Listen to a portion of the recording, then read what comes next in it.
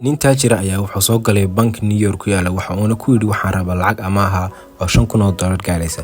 Shaqaalayaasha bangiga ayaa ku dhahay bankigu wuxuu rabaa wax tamaanad ah. Wuxuu u dhiibay gaarigiisii Ferrari-ga furihiisii. Wuxuu ku yiri waxaan ku baarin gareeyay bankiga horteeda. Bankigii uu ka yeelay heshiiskiisa uu sii haysto gaariga.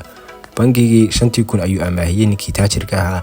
Maamulihii iyo shaqaalayaashii bankiga way ku qosleen ninkii taajirka ahaa kaasoo gaarigiisii qaaliga ah $5,000 gaarayay damaanad ahaan ugu dhiibay bankiga kana qaatay $5,000. Intaas kadib shaqaalayaashii bankiga mid ka mid ah ayaa gaariga qaaday oo geeyay parking hoosta uu leeyahay bankigu.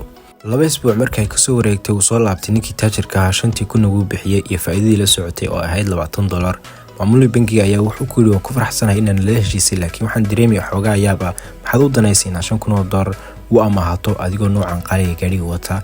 ninkii taajirka ayaa wuxuu ku yiri xageen ka helayaa parking New York ku yaala oo gaarigayga aan dhigto 2 isbuuc oo na bixiyo $20 kaliya.